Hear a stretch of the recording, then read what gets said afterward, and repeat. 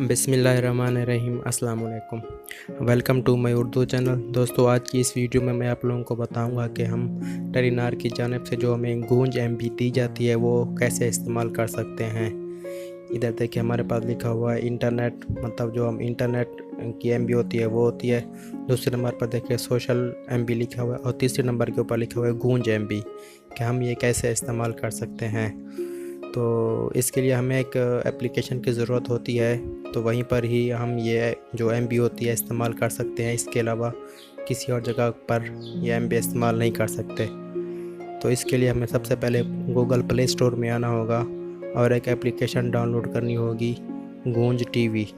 तो मैं इधर गूगल प्ले स्टोर में आता हूँ और इधर गूंज के नाम से एक एप्लीकेशन है गूंज टीवी, ये डाउनलोड करता हूँ। मैंने इसे पहले से इंस्टॉल की हुई है, इसलिए मैं इसे ओपन करता हूँ। तो जैसे ही मैं इसे ओपन करता हूँ तो इसका कुछ ऐसा इंटरफेस है।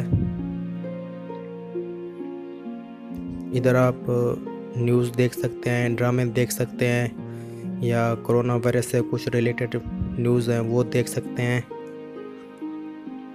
और कुछ अपना फेवरेट भी, इधर आप फेवरेट भी टिक मार्क कर सकते हैं। ये देखें, इधर आपको ड्रामे भी नज़र आ रहे हैं, और ऊपर अगर आप देखें तो न्यूज़ लिखा हुआ है, एंटरटेनमेंट लिखा हुआ है।